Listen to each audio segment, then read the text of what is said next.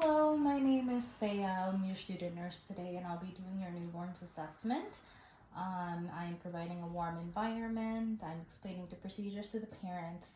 I am visibly washing my hands and putting on gloves in front of the parents. I am also checking the baby's ID band to make sure that it matches the parents' ID bands as well. To start off with, we are going to be doing the baby's vital assessments. I'm going to be listening for the apical heart rhythm of the baby for 1 full minute, making sure that the rhythm is regular, there's no murmurs, the typical heartbeat rhythm should be 120 to 160 beats per minute. We are now going to auscultate the lungs. The baby's lungs should be unlabored. They should be present and clear bilaterally. And we are also looking at their respirations for 1 full minute.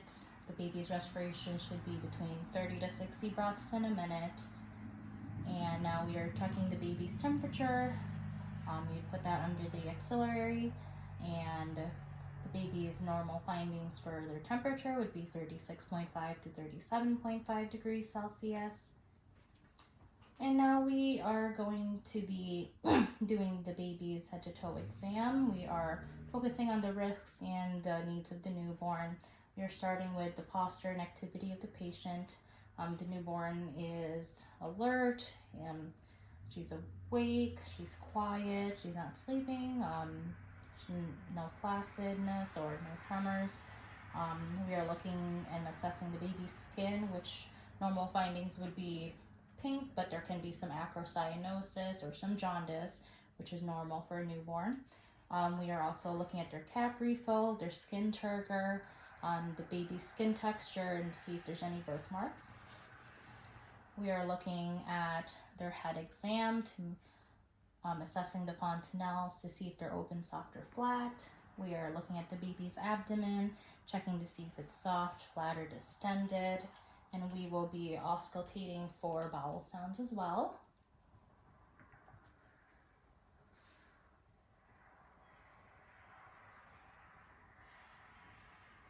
And the baby's bowel sound should be present in all 4 quadrants. We are also now looking at the baby's umbilical cord. The umbilical cord should be clamped, it should be drying, you should see the 3 vessels, there should be 2 arteries and 1 vein. And if you take the baby's diaper off, we can assess the baby's genitalia. If it's a female, the baby's labia majora will be covering the labia minora and the clitoris. There can also be some white milky discharge initially, which is normal for the newborn. For a male, we will be assessing the urinary meatus to see where the location is, to make sure it's at the tip. If the testicles, both right and left, have also descended.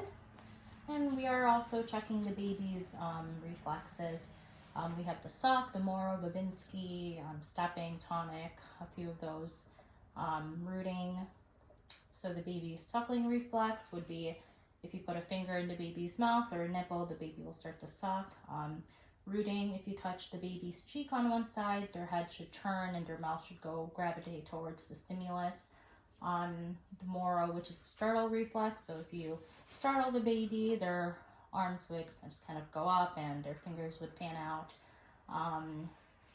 And stepping, so if you hold the baby up, their feet should just start kind of moving and taking little steps. Things we can educate the parents on. The most important thing is the safe sleep guidelines. This is to reduce the infant's chances of SIDS, which is sudden infant death syndrome, prevent any accidental falling or asphyxiating on anything. The baby, you can teach the parents ABC, so that the baby is A, alone on their alone, B, they're on their back, and C, that they are in their crib. You can also teach the parents cord care, because the baby will be discharged with their cord still not falling out yet. to just make sure you tell the parents to keep it dry, that to fold over the diaper to make sure the umbilicus is out in the open and that it can dry. As for intake and output for the baby, if the mother is breastfeeding, the mother can breastfeed about 8 to 12 feedings in a day, every 2 to 3 hours at a time, about 5 to 20 minutes. If the mother is bottle feeding, we can expect the mother to bottle feed at about 3 to 4 hour intervals, starting with 15 milliliters and increasing that to 30 and then 15 ml per feeding. As for the baby's output, the baby will have one urine void in their first day, and then they also have the meconium, which is their stool. It'll appear black and tarry, which is normal. And the estimated weight loss for the newborn would be about 5 to 10% of their total body weight, but of their birth weight, but they'll regain that back within 10 days. As for medications that we will be giving the newborn in the hospital, we can educate the parents on what they are and why we're giving it to them. So their baby would be getting vitamin K, they'd be getting erythromycin eye ointments, and the hepatitis B vaccine. The vitamin K is to promote clotting factors in the infant. We give that because the infant doesn't have any vitamin K, and they're unable to produce it because there's not really bacteria in their GI system yet. So their ability to produce it is minimal, and they don't really have any to start with. And so we give them the supplemental shot to boost that and promote clotting factors with the newborn. Before exiting, answer any of the parents' questions, any concerns they have, and to make sure that the infant is back and safe in their crib or with their parents, and to make sure the infant is just warm and safe.